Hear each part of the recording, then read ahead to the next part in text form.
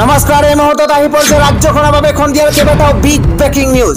আজি 24 আগষ্ট। আজিৰ খন্দিয়াৰ খাটাকৈ গুৰুত্বপূৰ্ণ খবৰ আপোনালোকৰ বাবে লৈ আহিছো। এই মুহূৰ্তত জনাই আছো এটা গুৰুত্বপূৰ্ণ খবৰ। দেশ জোকাৰি যোৱা ধিং কাণ্ডৰ পিছতেই ধিঙৰ কাণ্ডৰ মূল অভিযুক্ত তফাজ্জুল ইছলামৰ পুখুৰীত পৰি মৃত্যু হৈছে আৰু তাৰ পিছতেই ধিং কাণ্ডৰ মূল অভিযুক্ত তফাজ্জুলৰ জানাজাৰ নামাজত অংশগ্ৰহণ নকৰে গাঁৱৰ জনতাই। গাঁৱৰ লোকে ধিং কাণ্ডৰ মূল অভিযুক্ত তফাজ্জুলৰ জানাজাৰ নামাজত অংশগ্ৰহণ নকৰে। কেৱল সিমানেই নহয়, তফাজ্জুলৰ জানাজাৰ বাবে অকণো ঠাই নিদিয়ে গাঁৱৰ লোকে। আমি জনাই আছো এটা বিশেষ খবৰ। ধিং কাণ্ডৰ মূল অভিযুক্ত তফাজ্জুল ইছলামৰ জানাজাত অংশগ্ৰহণ নকৰে গাঁৱৰ ৰাইজে। বৰবেঠি গাঁৱৰ ৰাইজৰ ডাঙৰ সিদ্ধান্ত। তফাজ্জুল ইছলামৰ পৰিয়ালক এঘৰীয়া কৰিলে গাঁৱৰ ৰাইজে। আনকি জানাজাৰ বাবে তফাজ্জুল ইছলামৰ পৰিয়ালক ঠাই নিদিও বুলি ঘোষণা কৰিছে গাঁৱৰ ৰাইজে। তফাজ্জুল ইছলামৰ পৰিয়ালৰ বিৰুদ্ধে মাৰ বান্ধি থিয় দিছে গাঁৱৰ লোকে। পুৱতি নিশা পুখুৰীত পৰি মৃত্যু হৈছিল ধিং কাণ্ডৰ মূল অভিযুক্ত তফাজ্জুল। আৰু ধিং কাণ্ডৰ মূল অভিযুক্ত তফাজ্জুল ইছলামৰ জানাজাত অংশগ্ৰহণ কৰা নাই গাঁৱৰ জনতাই। ৰাজ্যবাসীৰ কাৰণে খন্দিয়াৰ আন এটা গুৰুত্বপূৰ্ণ খবৰ হৈছে অসমৰ পৰা খেদিব নোৱাৰে মিয়াক। খিলঞ্জীয়াক প্ৰত্যাহ্বান জনাইছে এইবাৰ কংগ্ৰেছ বিধায়কে। অসমৰ পৰা মিয়া খেদাটো সম্ভৱ নহয়। অসমৰ পৰা মিয়া খেদা অসম্ভৱ। পাৰে যদি মিয়াক খেদি দেখুৱাক অসমৰ পৰা। হুংকাৰ প্ৰদান কৰিছে পাৰে যদি মিয়াক খেদি দেখুৱাক অসমৰ পৰা। মুখত ক'লেই নহ'ব, প্ৰথমে কৰি দেখুৱাওক সেই কামটো। অৰ্থনীতি টনকিয়াল কৰিছে মিয়াই। মিয়া ভাৰতীয় নাগৰিক। বৰপেটা গোৱালপাৰাতকৈ ডিব্ৰুগড়ত অপৰাধীৰ সংখ্যা বেছি। নলবাৰী গুৱাহাটীতো অপৰাধীৰ সংখ্যা বেছি। সাম্প্ৰদায়িক বিভাজন আনিবৰ বাবেই মিয়াক টাৰ্গেট কৰি লোৱা হৈছে। চেলেঞ্জ কৰিছো, দম আছে যদি মিয়াক খেদি দেখুৱাওক। এটা জাতিক টাৰ্গেট কৰি পুলিচৰ ব্যৰ্থতা ডকাৰ চেষ্টা কৰিছে। চেলেঞ্জ কৰিছো, দম আছে যদি মিয়াক খেদি দেখুৱাওক। দোষীৰ মৃত্যুত ন্যায় পোৱা নাই নিৰ্যাতিতাৰ পৰিয়ালে। এনে মৃত্যুৱে ন্যায় দিব নোৱাৰে কেতিয়াও। হেণ্ডকাফ লগাই পুখুৰীৰ পৰা অভিযুক্ত কেনেকৈ মৃত্যু হ'ব পাৰে? আৰক্ষীৰ জিম্মাত দোষীৰ মৃত্যু হোৱাটো দুৰ্ভাগ্যজনক। হাতত তথ্য লৈ মিয়াৰ বিৰুদ্ধে তথ্য দাঙি ধৰিছে কংগ্ৰেছৰ বিধায়ক ৰচিদ মণ্ডলে। আন এক গুৰুত্বপূৰ্ণ খবৰ হৈছে ধিং কাণ্ডৰ পিছতে তফাজ্জুল ইছলামৰ মৃত্যু আৰু তাৰ পিছতে আন দুগৰাকী অভিযুক্তক ইতিমধ্যে আটক কৰা হৈছে। গোলাপউদ্দিন আৰু ফৰিদুল ইছলাম ইতিমধ্যে গ্ৰেপ্তাৰ হৈছে। তফাজ্জুল ইছলাম আউট। কি হ'ব গোলাপউদ্দিন আৰু ফৰিদুল ইছলামৰ? ৰাজহুৱা হ'ল ধিং কাণ্ডৰ আন দুই পাখণ্ডৰ। ৰাজহুৱা হৈছে ইতিমধ্যে পলাতক দুই দৰ্শনকাৰী গোলাপউদ্দিন আৰু ফৰিদুল ইছলাম। তফাজ্জুল ইছলামৰ দৰে বৰভেটি গাঁৱৰে দুই দৰ্শনকাৰী গোলাপউদ্দিন আৰু ফৰিদুল ইছলাম।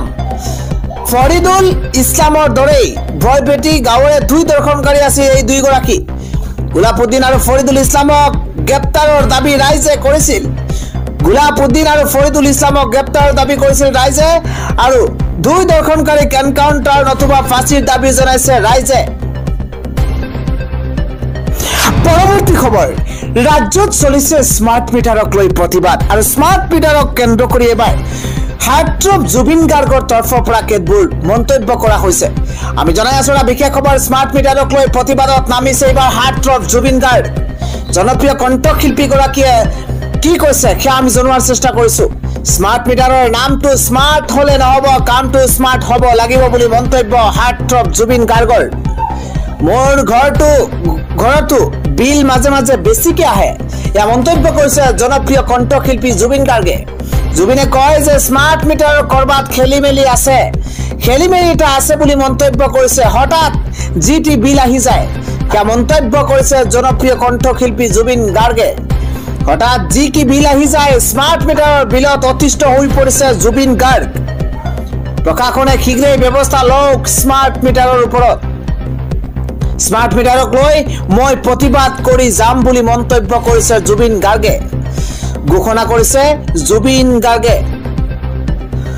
পৰৱৰ্তী গুৰুত্বপূৰ্ণ খবৰ হৈছে এবাৰ ধিং কাণ্ডক লৈ মুখ খুলিছে এআইইউডিএফ প্ৰধান বদৰুদ্দিন আজমলে। ধিং কাণ্ডত সকলো খেমেকি এবাৰ বদৰুদ্দিন আজমলৰ। আমি জনাই আছো ডাঙৰ খবৰ, ধিঙৰ ঘটনাই মুখ মৰ্মাহত কৰি তুলিছে মন্তব্য বদৰুদ্দিন আজমলৰ।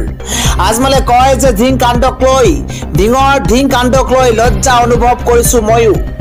এনকাউণ্টাৰ কৰিলে খাৰি যাব পাৰে প্ৰকৃত দোষী। অভিযুক্তক উচিত বিচাৰ কৰি কঠোৰ ব্যৱস্থা ল'ব লাগে বুলি মন্তব্য আজমলৰ। সিমানেই নহয়, ধৰ্ষণকাৰীৰ কোনো জাতি ধৰ্ম নাথাকে বুলি মন্তব্য কৰিছে বদৰুদ্দিন আজমলে। ৰাষ্ট্ৰীয় আদালতৰ জৰিয়তে চলিব লাগে বিচাৰ প্ৰক্ৰিয়া। ধিং কাণ্ডক লৈ খৰব হৈ পৰিছে মৌলানা বদৰুদ্দিন আজমল।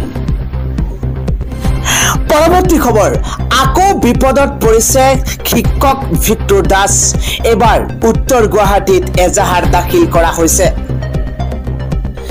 বিপদত পৰিছে শিক্ষক ভিক্টৰ দাস।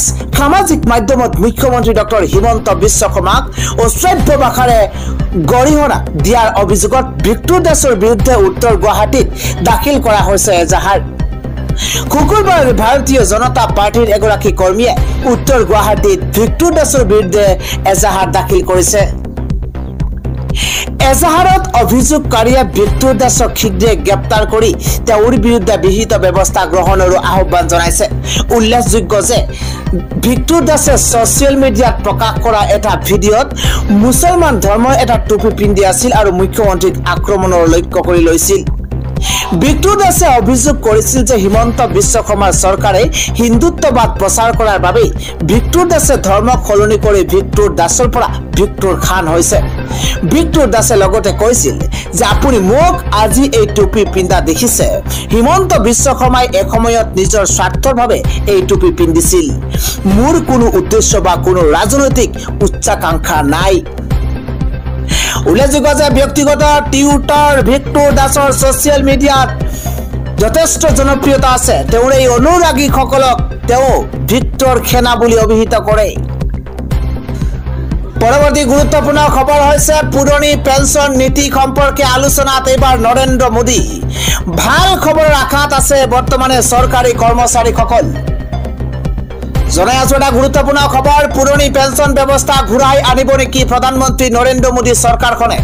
দীৰ্ঘদিন ধৰি কেন্দ্ৰীয় চৰকাৰৰ কৰ্মচাৰীসকলে নতুন পেঞ্চন নীতি বাতিল কৰি পুৰণি পেঞ্চন ব্যৱস্থা ঘূৰাই আনিব লাগে বুলি দাবী জনাই আহিছে। কংগ্ৰেছ শাসিত বহু ৰাজ্যই নিজৰ কৰ্মচাৰীৰ বাবে পুৰণি পেঞ্চন ব্যৱস্থা ঘূৰাই আনিছে। লোকসভাৰ নিৰ্বাচনত কংগ্ৰেছে ক্ষমতালৈ আহিলে সমগ্ৰ দেশতে কেন্দ্ৰীয় চৰকাৰৰ কৰ্মচাৰীসকলৰ বাবে পুৰণি ব্যৱস্থা প্ৰৱৰ্তন কৰাৰ প্ৰতিশ্ৰুতি দিছিল। চৰকাৰী সূত্ৰৰ মতে প্ৰধানমন্ত্ৰী নৰেন্দ্ৰ মোদীয়ে শনিবাৰে দলৰ নেতাসকলৰ সৈতে এখন বৈঠকত আহ্বান কৰি পুৰণি পেঞ্চন ব্যৱস্থা ৰূপায়ণৰ সন্দৰ্ভত আলোচনাও কৰিছে। সভাত আমন্ত্ৰণ পত্ৰত এই বিষয়ত হোৱা আলোচনাৰ কথা উল্লেখ কৰা হৈছে। কেন্দ্ৰীয় চৰকাৰৰ কৰ্মচাৰীসকলে প্ৰধানমন্ত্ৰীয়ে এই সন্দৰ্ভত ভাল খবৰ দিব বুলি আশা কৰিছে। আশা পূৰণ হলে চৰকাৰী কৰ্মচাৰীৰ বাবে ডাঙৰ জয় হ'ব। উল্লেখযোগ্য যে বাজেট ভাষণত বিত্তমন্ত্ৰী নিৰ্মলা সীতাৰমণেও ইয়াৰ ইংগিত প্ৰদান কৰিছিল। ইয়াৰ পূৰ্বে কেন্দ্ৰীয় চৰকাৰে বিত্ত সচিবৰ নেতৃত্বত থকা এখন কমিটিক পুৰণি পেঞ্চন ব্যৱস্থাৰ বিষয়টো চাবলৈ কৈছে। এই কমিটিত ইতিবাচক প্ৰতিবেদন চৰকাৰক দাখিল কৰা হৈছে।